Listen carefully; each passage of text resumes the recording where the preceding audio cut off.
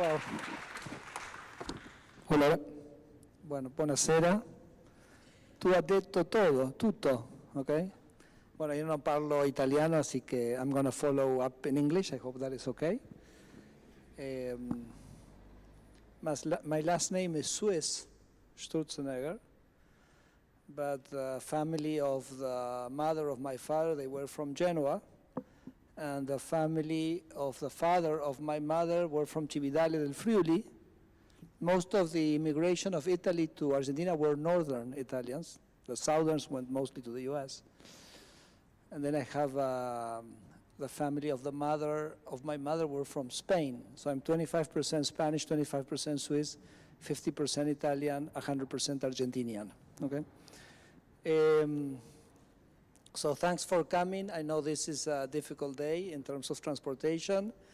I asked Alberto, maybe you organize this so I can feel at home, but you didn't have to do so much, okay? But anyway, I hope you can get back home because they tell me that the strike kind of starts again in the night, okay?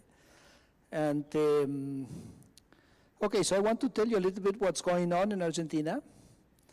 I'm gonna start with a relatively provocative statement. And my statement is to tell you that Argentina is the most stable country in the world. You're supposed to laugh, okay? Because, you know, you have Argentina, 5 presidents in a day, political instability, 200% inflation. I mean, it looks from abroad and from outside, it looks anything but stable. So what do I mean that it's the most stable country in the world? And I truly mean it, and I truly believe it. And you'll understand in just a second what I mean. So let's take the union leaders of Argentina. Very powerful, we have a very powerful labor movement and very powerful unions. Well, the people who run the unions have been the same person for the last 40 years, 40, the last 40 years. So you say, oh, you have an important truck drivers union in Argentina. Well, the people leading, the person leading the truck union in Argentina has been the same for the last 40 years. And the same for the construction, the same for commerce. We could go 40 years back in the time, take a picture, it would be all the same. We take the picture now, the same guys, of course, for 40 years older, correct? They're getting pretty old. But if that's not stability, I don't know what stability is. And if I take a picture of the big business leaders in Argentina, and we go back 30 years and take a picture, also all male, and we take the picture today, it's exactly the same guys. So on the surface, Argentina looks like an unruly, unstable, chaotic place where everything is changing, but beneath the surface, nothing is changing. So there's a structure of power supporting this. I call this structure of power, just to be a little bit graphic, I call it the Bermuda Triangle of Argentina. You've heard about the Bermuda Triangle? It's where, you know, the planes, whoop, they go. So we're drowning in our own self-built Bermuda Triangle, or we've been drowning for 50 years, correct? So what are the points of the Bermuda Triangle in Argentina? In one point you have the union leaders. In the other point you have part of the business community. Certainly I would not try to throw in the basket all the business. There's a lot of difference. I mean, I wouldn't definitely put there the small firms. I wouldn't put there the agricultural producers. But there is really an establishment of business leaders which have profited from this system. How have they profited from this system? By building protections, by building barriers to competition, by getting subsidies from the government, by getting tax exemptions, et cetera, et cetera. I'll give some examples in a while. And how have the union leaders benefited from this system? Because they've managed to put in the law a lot of benefits. For example, I've mentioned here in Italy several times that, for example, if you're a worker in the formal sector and you're not unionized, you don't want any union to represent it, you still have to make a contribution, a membership to the unions, okay? So basically the unions are collecting about 3% of all the wages of the formal sector every month, so imagine. And then these two let's say, interest groups have a very able political arm. And the political arm is what we call the Peronist Party. So the Peronist Party is the caretaker of this system of privileges, which is a system which Perón initially started creating in the 1950s, 40s, late 40s and 50s, based very much on the fascist model of Mussolini, and then finally was ingrained in the law at the end of the 1960s by a military government, which this guy thought he was going to be the new Perón. And in order to become the new Perón, he basically established a legal structure where he gave all these privileges to the union to buy the support of the unions, and all these privileges to the business community to buy the support of the business community. And so at the end of the 1960s, Argentina builds the architecture, the legal architecture of this system, which I call a status quo bias. I call it benefits of the establishment. Javier Milei calls it the model of the caste, la casta. That word exists in English, la casta. El modelo de la casta. And Milei says it's not only el modelo de la casta, but he says el modelo empobrecedor de la casta, the impoverishing model of the caste. And I illustrate this by saying that when I was born in 1966, Argentina, for example, was a country which was substantially richer than Spain. In fact, I was 10 years old, and still Argentina was a country which was richer than Spain. So the catastrophe of Argentina, I've seen it in my own lifetime. I've seen it through my lifetime because I lived in an Argentina which was richer than Spain. That's why we say the impoverishing model of the caste. And to be honest, Javier Milei is the first real challenge to this model. And the people who are in the government of Milei, we feel ourselves as revolutionaries coming to undermine and destroy this system. So you need to get a strategy to how you're going to break, because you know this is a system which is set up, this is a system which has a lot of resources. They're not gonna exit the forum quietly. They're gonna fight, how do you say, tooth and nail for their privileges, okay? So what is the strategy? Well, the strategy is the same one, well, not exactly. The same one that the French Revolution had. You know, the French Revolution, they had to face Louis XVI, and I mean, not exactly because, you know, they cut a lot of heads. We're not planning on doing any of that, okay? So let's leave that out for a second. But, you know, the analogy I make, just to illustrate this, that the Peronist Party is like Louis XVI. It's the political kind of establishment. And I say the church is like our unions, and the landowners are like their business community. So what did the French Revolution do to break this system? Well, what was the economic power coming from for the landowners and from the church? They were coming from the fact that they had the land. So the French Revolution took away the land from the church and from the landowners, and then they didn't have the economic power to support and sustain the regime. So I say we have to do a little bit the same, which is the reason this triangle, this Bermuda Triangle is so strong is because both the business unit has these tremendous privileges and these tremendous rents, which of course the common citizen pays for, and the unions have this tremendous privilege, which of course the common citizen pays for. So we need to change the legal structure to eliminate those privileges of the union, not that there not be unions, not that there shouldn't be unions to discuss labor, no, but just not to take the money from the people. And we need to introduce competition in the business sector, because when you put competition, then you reduce the rents, and you need to reduce the rents so that they don't fight so much for keeping those privileges. So it's a little bit like taking the land out, okay? So I basically built this idea that we need to do this, and unless you change the underlying economic structure of Argentina, which generates an underlying political establishment in Argentina, you're not gonna be able to sustain the reforms in a very solid way. So this is the reason that, as Carlo was saying, 2 years before Milei became a president, I decided that I had to destroy this legal architecture, which was the legal architecture which was supporting this political structure. So I started a project in which I decided I was going to review all the laws of Argentina. All the laws of Argentina. And I was going to look at every single law, and I was going to say if the law should stay, if the law should be eliminated, or if the law should be modified. And if it should be modified, I was going to write the modification.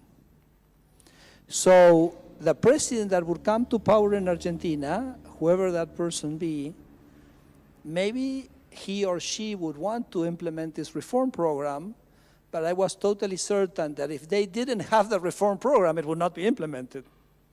So I did want to put something on the table to implement the reform, because I also think that when you fight against such a strong establishment, you need, to some extent, to use the surprise factor. The fact that you need to attack this established in a way that they wouldn't expect, with a speed that they would never imagine, and that way you can actually break, a little bit like David and Goliath, you know. David used the surprise factor because he knew he couldn't kind of confront his warrior, so you know the story, he threw a stone. So I guess it was a surprise factor, because if not, the other guy would have worn a helmet, correct? So anyway, so there was some surprise factor there. So we started working 2 years before President May's arrival to generate this job where we reviewed all the laws of Argentina. And so we ended up with 2 big piles of paper. One was the pile of laws that should be eliminated, and one was the pile of papers that should be modified. I did that with 4 law students of Universidad de San Andrés, where I was teaching at the time, with my assistant from my course of Principle of Economics, which is an economist, and with a constitutional professor of law of the Universidad de San Andrés. And we started reading. I've been in Congress, as Carlos said, so I can feel that I can change a law, okay? I've seen how laws are built, no? So there are 2 things you don't want to know how they're done: the sausages and laws, okay? So well, anyway, so, and it's interesting because the way we did that, we had a budget of zero pesos to do this. And how did we did it? And we did it with, I think, a very interesting methodology that I'll just mention in passing, and then I'll move on, which is that, for example, at some point you reach laws that you have no idea what they are about, okay? Or topics that you're not interested in. For example, I'm not an environmental economist. I'm not interested in those issues, so I had to use someone to help me with the environmental law. So I was asked, who can help me with the environmental law? Say, okay, call such a guy. So I called the guy, and then I called the guy and says, Federico was his name, particularly on the environmental issue. So, Federico, can you give me a hand with the environmental laws? I have 40 environmental. Says, oh, yes, I'll send you a paper. So you see our diagnostic about what is the issues with environmental issues in Argentina. I say, oh, send me the paper, but I'll tell you, I'm not going to read it. Says, what do you mean I'm not? No, I'm not going to read it. I'm not interested. Oh, okay, so you want us to do a meeting. So I'll do a meeting. I'll explain to you. I don't do meetings. Okay, you don't do meetings. You don't do a meeting, and you don't want the paper. You want me to send you some bullets with kind of, you want shorter. No, I don't read bullets. So he said, what the hell do you want? I say, I know, what is the problem? I say, well, I mean, we have lots of problems. Okay, give me a problem? Well, the glaciers law. So, for example, in Argentina, we have a law which doesn't allow to have economic activity on a glacier, which is not that's fine. We don't quarrel with that. But the law has an area which is an area surrounding the glacier. It's called a periglacier area, and it's very ill-defined. So ill-defined that maybe you can have a whole province in the periglacier area, and the law says that in the periglacier area, you cannot do, for example, mining. So that basically it's a law that forbids mining in Argentina. And you can imagine, Chile exports $50 billion of copper and minerals, and we have the same mountains, and we export $3 billion. So we need to change the law. So I said, download the law from the internet and just send me the law put it in a Word file and just do with track changes, the changes that you would do with the law. That's the only thing I'm interested in. Because that's the only thing that the president can sign. I mean, the president can't do anything with a diagnostic. We're over-diagnostic. We need solutions, not diagnostic, okay?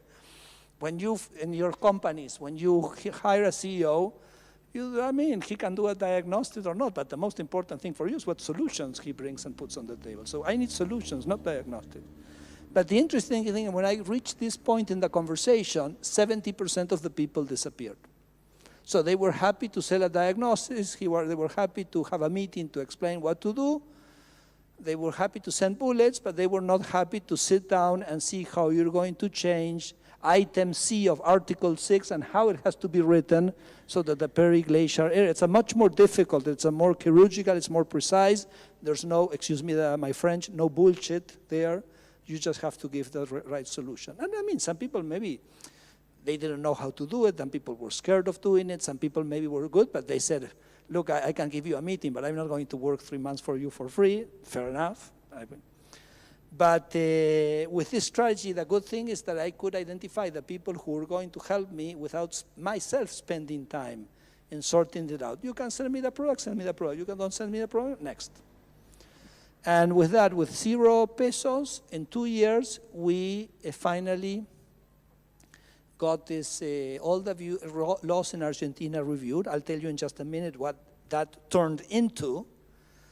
But I have to say that I was working this, not for Milei, I was working at this project for Patricia Bullrich, which was one of the presidential candidates which was contesting with Milei. And when Patricia Bullrich loses to Milei, she sends me a WhatsApp the next morning, and he says, Federico, don't get discouraged. The project that we've built together will see the light better with Milei than even if I would have won the presidency. Because somehow the status quo had already taken hold of our party, and this is the reason we lost the election. And Milei was coming as an outsider, willing really to do significant changes, okay? So I took my 2 piles of paper with a pile of laws to be eliminated, the pile of paper, and I took it to Javier Milei. We had a meeting that lasted 6 hours, and boy, did he get excited, okay? And he was, I said, no, can't be, you have this, you have that, you have this, okay. And that eventually became one of his first legislative initiatives that I'm going to mention just in a second. But before going there, so basically there's a diagnostic here, which is that you have this power structure, and for Argentina to change, you have to undermine the economic support for this economic structure, which at the end transforms into a political structure. And the idea was to destroy the legal architecture which was supporting that. Just one more thing, just a note so that you understand why I think Milei became president, because why did Argentines suddenly choose something so off the bat, correct? So different, so totally, completely kind of different of anything they've seen before? I tend to think it's associated to the fact that in the 10 years prior to Milei becoming president, 2 million Argentines left. And the people that left were not the old people. It were our sons and daughters. The sons and daughters of the poor, because they had no future in Argentina, 50% poverty rate, 70% poverty rate for kids. It was the sons and daughters of the middle class, whose parents had lived a life that they realized they were not going to live.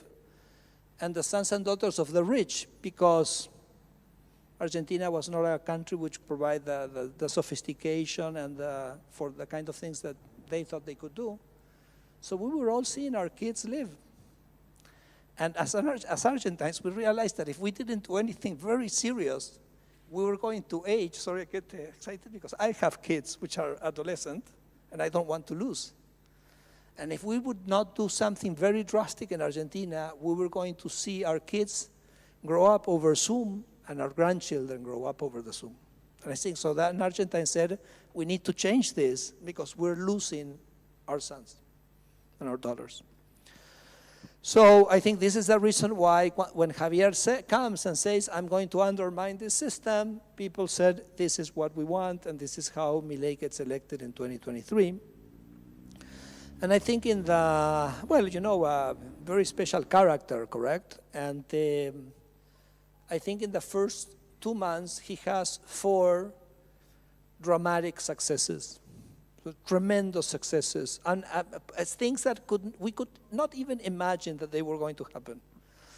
The first of those successes was that the finance minister, Luis Caputo, in 1 month achieved, and this was mentioned already, achieved a fiscal surplus. So 100 years, Macri, for example, the previous kind of, he spent 4 years trying to reach a fiscal surplus. He never reached a fiscal surplus. He didn't reach a primary fiscal surplus. And Milei, in 1 month, reached a fiscal surplus with a 5% cut in government expenditure. No shit, done. And he has kept this fiscal surplus for the remainder of his presidency. And listen, I've never seen anybody so obsessed with the idea, because he comes with the diagnosis that the conundrums of Argentina come from this fiscal instability, because the fiscal instability breeds the inflation, breeds instability, breeds poverty. You cannot grow if you have high inflation. So listen, this is something, I mean, this is something that he'll never concede on this issue. But nobody thought that he was going to get it in 1 month. I myself, you know, it was 6 months later, and I said, look, it already happened. I still can't believe it, okay? The second thing that happened in the first 2 months was that, I don't know how many of you go regularly to Argentina, but if you visited Argentina any time over the last 20 years prior to Milei coming to government, when you go to Buenos Aires, you would have seen that Buenos Aires was total chaos. You had rock blockades, you have manifestations, you could not go from one place to the other. And the reason for that is that the way Argentina implemented its aid, its social aid, was through some intermediaries. So it gave the money to these intermediaries, and these intermediaries distributed the money among the poor. And everybody said, this is crazy. Why should I hire a middleman to do the social transfers instead of giving the money directly to the people? But nobody dared cut the middlemen because they didn't know if you were going to have a revolution in the streets. So here comes Milei with his Minister of Human Capital, which is Sandra Petovelo. Sandra Petovelo. I mean, more Italian than that you can't get. And says, forget it. The money is going directly to the people. And remember, these guys, which were intermediating the social the social aid, forced people once a week to march and protest against the government to convince the government that they had to give them more money to control the people. So it was marches against the government financed with government money through these intermediary guys, okay? And everybody understood that this was happening, but nobody had the guts to say, I sometimes say it's like you had a bomb, blue cable, red cable, and when one you explode, with the other you cut the bomb, and nobody dared to cut any cable. This woman, she cut the cables, and end of the story. And when she basically gave the money to directly, people immediately had a 40% increase in the amount of money that they got, because these intermediaries, they took a cut. And they also recovered 1 day per week, because it was the day that they were forced to march with their kids against the government, and they recovered basically that day back freedom for themselves. And so what this in Argentina is called los piquetes. I think you had some here in Milan today, these rock blockades, etc. We had that every single day in Argentina, in the most important cities of Argentina. And because we basically took away the money from these intermediaries, these guys disappeared completely. So in 1 month, the piquetes were gone. Today in Argentina, you make a presentation, you mention this, and people stand up and clap, because they were absolutely so fed up after 20 years of being extortionated by these piqueteros. Okay, so that's a tremendous success. The third success, I mentioned 4, the third success is an executive decree that Milei launches on his 10th day, which takes a very significant portion of that work that we had been doing for 2 years and basically generates a sweeping deregulation and reform of the economy. And not only because of the effects of the deregulation, which, for example, it was mentioned, for example, we eliminated rent control, so the price of rentals immediately came down 30%. Or, for example, in the decree, and you also mentioned it as well, in the decree, for example, one of the large media conglomerates in Argentina had convinced the government to forbid satellite internet. Why? Because they were providers of internet services. And you know, Argentina is a very large country, and it's very sparsely populated, so you're not going to throw fiber cable to every single person. The previous government had spent $7 billion in a company to lay out fiber cable. So what did Javier do?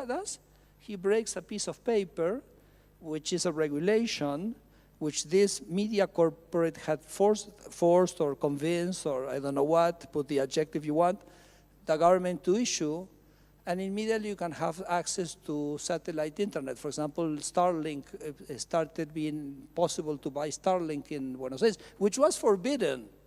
And today Starlink has 250,000 customers in Argentina. Anybody in Argentina, anywhere, isolated the person could be, has access to internet. The government spent $0 and pesos to do that. Okay, these are the kind of transformations that you can get done with deregulation. Instead of spending $7 billion, you pay $0. Instead of spending 10 years for people to have internet, you have it in 1 month. And this is the wonders of the market can do. So we did this decree, 7023, which was very famous, and that niece of Gerardo Bongiovanni, which is here, he gave me a T-shirt which says 7023, okay? Anyway, and then the thing that we did 10 days later of the executive decree, we sent to Congress a very large bill which had a tremendous amount of additional deregulations, and that we discussed in Congress for 6 months. It was finally approved on July of 2024. And these 4 things basically say, well, Javier is quite an interesting character, okay? But these guys, they seem to know what they're doing. They seem to have a plan. And it seems that they have prepared themselves for this undertaking, okay? And I think that was kind of marked kind of the beginning of Milei's presidency. And which were the results, which of course were already mentioned, but let me just remind them to you. We brought inflation down from 25%, which is the inflation rate per month that we had when Milei took power. Now inflation is running at between 1.5% and 2% per month, so that's a tremendous success. As I mentioned, we achieved a fiscal surplus, and also here I have a little bit of a tribute to some Italian economists, because when you say I'm going to balance the budget, you can do it 2 ways. You can reduce government expenditure, or you can increase taxes. So there are 2 Italian economists, Francesco Giavassi, who's a professor at Bocconi, we were with him today, and Alberto Alesina, you may have heard the name, a professor at Harvard, which died untimely I think a couple of years ago. They had studied the process of fiscal adjustments in Europe, distinguishing the effect of those adjustments which happen through a reduction in government expenditure from those that happen through an increase in taxes. And what they found is that the reductions in government, the fiscal adjustments which come from a reduction in government expenditure were very expansionary, so were very successful in terms of reigniting growth, whereas the fiscal adjustments, which happened through increasing taxes, were much more recessionary, okay? And President Milei says, look, what the government does is useless anyway, so we're going to reduce what the government does, and what every peso that the government spent is a peso less that I don't have to tax people, because everything that you spend, someone has to pay for it, in your companies and also in the government. It's not that money comes out of thin air. So if you reduce government expenditure, you reduce taxation. So he reduces government expenditure 5% of GDP, he reduces taxation 5% of GDP. Which was the biggest tax that he reduced? The inflation tax, because by reducing the deficit, he's not asking the government, it's not asking the central bank to print the money, which is what generates inflation. So the first thing he reduces is the inflation tax, and this is the reason poverty fell from 57% to 31%, and 12 million people are lifted off poverty in the first year and a half of the administration. So actually, you know what? Cutting government expenditure, I mean, look, we don't have any lessons for anybody, okay? Argentina cannot give a lesson to anybody. We're the worst student, we've been the worst student in the class for 50 years, and now we just started this year and we handed in 5 homeworks, okay? It's not enough, okay? Not enough to lecture anybody, okay? But what's interesting is this idea that the fiscal adjustment can be popular. Because I think if you have a discussion here in Italy, let's reduce government expenditure 5%, they will tell you 2 things. You're going to plunge the economy in a tremendous recession, and you're going to be political dead after doing this. But how can you be politically dead if reducing government expenditure means that you're going to reduce taxes? And if you're going to reduce taxes on the poor, it's going to be tremendously popular. So I think we have to rethink our view about the political effects of fiscal adjustment, and also we have to review our view about the output effects of fiscal adjustment, because, as I mentioned, the work of Alesina and Giavazzi already told us that if you do it through a reduction in government expenditure, it's going to be expansionary. And this is not kind of something that I'm telling you now because it looks okay with the narrative. This is, we used this work when Milei was discussing these policies, okay? And we're saying, no, we're going to do the fiscal. Oh, yeah, remember Alesina and Giavazzi, they used to say this, okay? So, for example, we got, about the, if you take the central administration and state-owned companies, that's 300,000 people. And in this first year and a half, we've reduced around 50,000.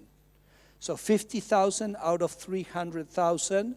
We've had no impact on the quality of the services provided by the state because all these people were doing nothing, okay? So now, but getting rid of those 50,000 people implies a saving of $2 billion, and this is $2 billion of taxes. I don't have to charge people to pay for that. So President Milei says, look, the system was, the politician says, give me your money, I'll spend it. It's going to be good for you, okay? But I'll spend it, okay? And Milei says, you know what? I don't want to spend people's money. Give people's money back to people and let them decide what they're going to spend it, okay? This is the way we think about this, okay? Okay, and as also was mentioned, I mean, the economy kind of grew. If you take December 23 compared to December 24, there was a growth rate of 6%. In the second quarter of this year, the economy was growing at around 8%.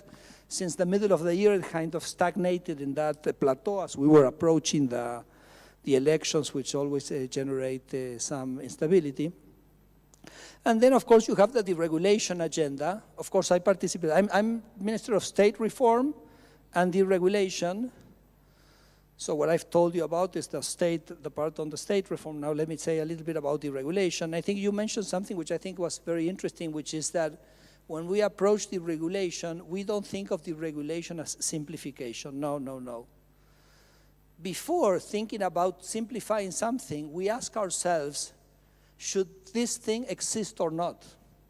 So we ask ourselves a more basic question, because remember that most of the regulations are done because of lobby, of special interest, not because you have a benevolent central planner which is thinking about the greater good, okay?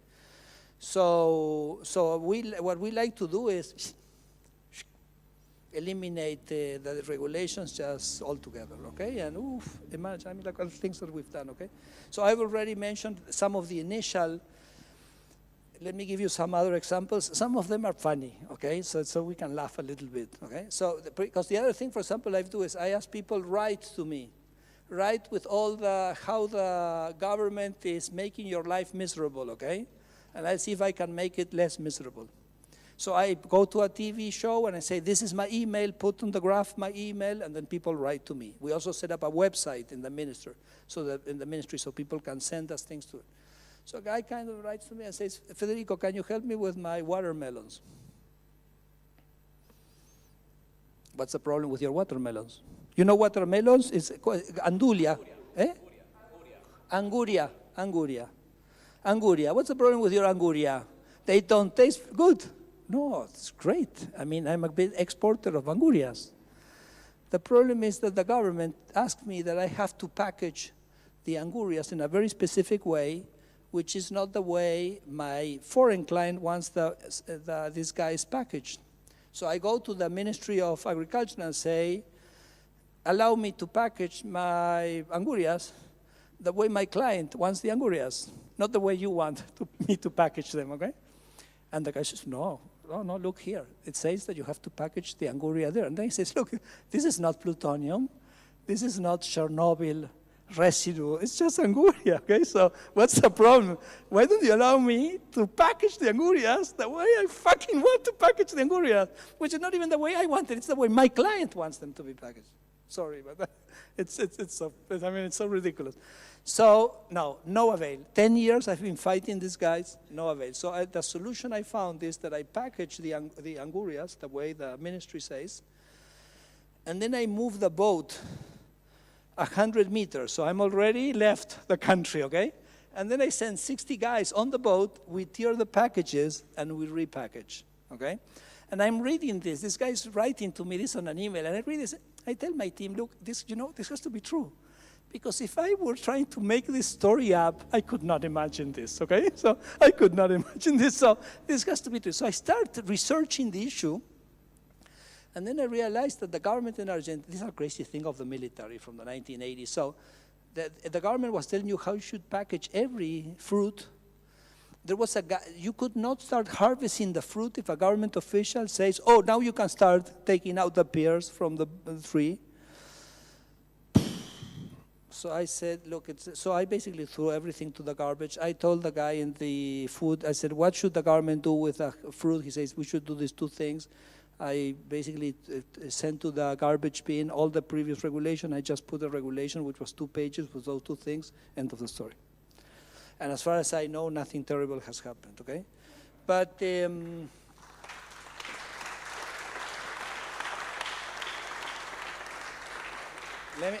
let me tell you another interesting story. So, for example, the navigation code, 800 pages. How you kind of, in order to get a boat, to be able to sail and all that, okay? When we finished this with a political science from the security ministry, he says, Federico, I've just realized that macroeconomics is for lazy people. I say, what do you mean macroeconomics is for lazy people? Yeah, because they have only 5, 6 variables.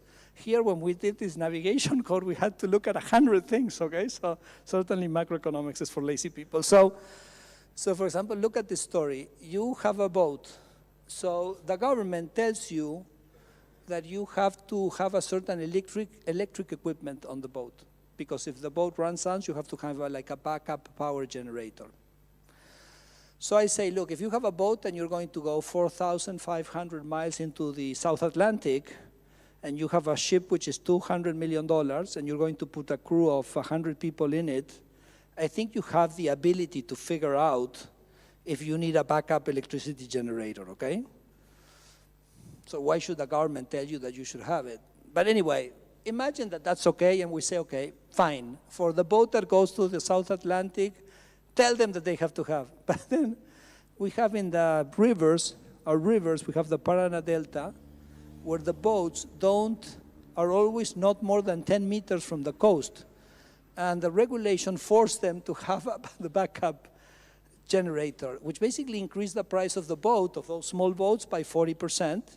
So the boat producer says, look, Federico, if I run out of electricity, I throw un cable, I throw a rope. I throw a rope to a guy, say, Cacho, tirame. Okay, and then Cacho me tira, and I get to the coast. Okay, why should you force me to have this equipment which increases the cost of my boat for 40% when I'm 10 meters from the coast? Okay, so those are the kind of absurd things that you have to look, this is the best job in the world because it's so much fun. And also it's a little bit like it's like being a detective because sometimes some of these things, the beauty that they have is that they're hidden. So I'll give you an example. In the wage negotiation of the comercio, the wage negotiation of comercio. So what has happened in Argentina is you have this institute, la convención colectiva. It's the same thing in Italy, convención colectiva? Okay, so the unions get together with the business leaders and they kind of set up, how do you call that? It's a contratazione colectiva. But in Argentina, the contratazione colectiva, over the years, they started putting like small, I don't know if you have this in Italy here, but they started putting like small tolls. Like they agree on the wage and say, oh, but the business are going to pay a 1% contribution to the Chamber of Representatives of the businesses, and the worker is going to pay an extra 1% contribution for cultural activities to the union, okay? And if you ask me, I think those are private taxes. Those are taxes, but they are private. They don't go to the state, because what is a tax? A tax is you impose the obligation of someone to pay something. Okay, so here is a private guys are asking me to pay. So it's private taxes. For example, in the contratazione colectiva de comercio, these taxes, these hidden taxes, but nobody in Argentina knows about this. You know how much money is? $1 billion per year. So all the Argentines are paying $1 billion per year, and our economy is not like the Italians, it's much smaller, correct? $1 billion in extra cost in these tolls to the chamber, which is representing the business people in the contratazione and the unions. Okay, so and how can you have you steal $1 billion from people and nobody knows about it? Okay, so we're slowly removing. So a few weeks ago we removed $250 million of these tolls that people were saying. I could go on and on. This an amazing amount of. So let me just finish, because I think we want to have a conversation, and I think there are questions. But let me make a few comments on recent events, because I don't know how much you guys are all following Argentina or not. I think that if you are here, some minimal interest, unless Alberto and Carlo dragged you in here, okay? Just to make number, I think probably you have some, I think you just have some interest in Argentina. And we knew that this system was not going to, as I said before, was not going to exit the forum without a splash. And if you would have if we go 2 months back in Argentina, the government with all these achievements was heading to a very significant win in the midterm elections here in October. So what started happening is that, of course, when you have to build up the list, you have, there's tension, and you do alliances, you don't do alliances. I mean, a lot of things happen. But then suddenly, particularly the Peronist party, they decide that they're going to try to undermine as possible the macroeconomic stability of President Milei. So they start convincing other people in Congress to start passing laws which generate a lot of expenditure, and they provide no income source. So it's kind of, we tend to think that it's a little bit childish. It's like the Congress is saying, spend, spend, spend, like a kid, when the kid asks his father or mother, buy me this, buy me this, buy me this. Okay, but what's the cost? Where do I get the money from? Okay. So my son says, oh, I want to see the Formula One in Monza. Okay, fine, find the money for it coming, okay? And the president says, I'm happy to discuss this, but if you want to spend, you have to tell me where the money is coming from. So, for example, last week, one of these candidates in the elections, and he said, oh, we need to spend this, we need to spend this, we need to spend this. Well, when you pile up all the things he said had to be spent, it was 7% of GDP. And what is 7% of GDP? Well, how do you finance 7% of GDP? Well, we have a value-added tax which collects 7% of GDP with a 21% rate. So basically, in order to do it, we will have to move the value-added tax to 42%. Fine, easy. So an adult conversation is, I want to spend all this thing, which is 7%, and it entails increasing the value-added tax from 21 to 42%. Fine, we can have that conversation, but the conversation we cannot have is increase the expenditure, 7% of GDP, and what do you want us to finance it with money printing? So which means a tax on the poor, and have, again, 70% or 50% of Argentinians poor, again. So the Congress has started kind of spitting out all these kind of laws. The president has vetoed all of them. We've been sustaining in Congress some of the vetoes. Some of the vetoes we have not been able to sustain, which means the Congress has overruled.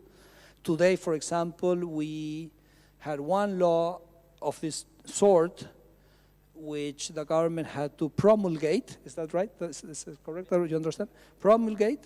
And then we said we promulgate the law because Congress has passed it, but we're going to implement it only when Congress puts in the budget the resources for this law to be implemented. Okay, so it's kind of a fight. And then we had several district elections, and then we had one in the province of Buenos Aires, which didn't go that well for us. And the day after, the winner of that election went on TV and saying, "Oh, if we come back to government, we're going to default on the debt and we're going to expropriate again." So basically, they were trying to create a certain instability as we headed on to the election. You can definitely not, I mean, Argentina doesn't have a sustainability issue with the debt because it has a fiscal surplus. If you have a fiscal surplus, you're reducing the debt, so you don't have an issue with the debt. So they were trying, I say, to create a liquidity crisis. I mean, they won't be able to roll over the debt, etc. I don't know if you've heard, President Milei basically talked with, well, I don't know if he talked with President Trump, but certainly Secretary Bessent came out with a statement saying that if Argentina were to have an issue with a rollover, this is not an issue, and that they would kind of help with that. Because again, it's not a sustainability issue, it's a liquidity issue. So I think that is something that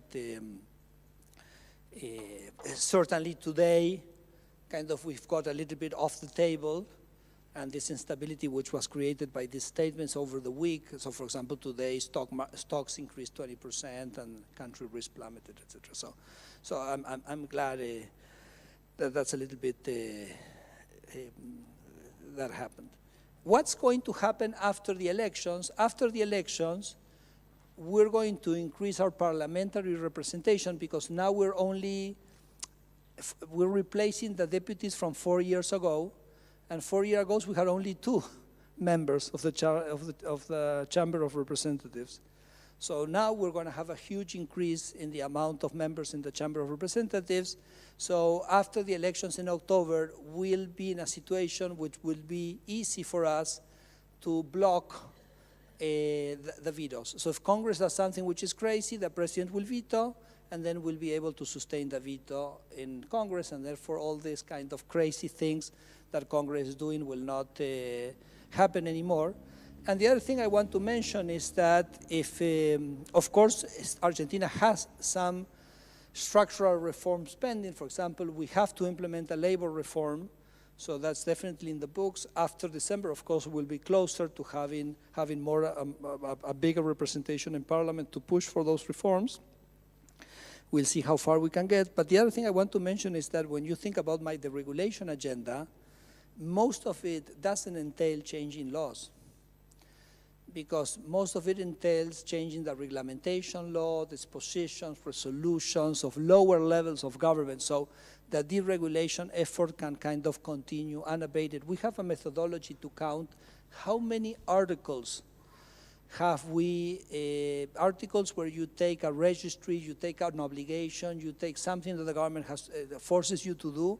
How many of those we've taken out since the beginning of Milei administration? And it's 9,000. Okay, so we've kind of done a lot of deregulation. So I started saying that Argentina is the most stable country because the political structure is stable, but that created this bias for fiscal excesses, which made it on the surface, made it unstable. So now what we have to do is make that political structure unstable, which is the reform and the revolution we're trying to do. We're going to consolidate it in the elections in October. And by making that political structure unstable will allow the economy to be stable. So that's where we are. Thank you.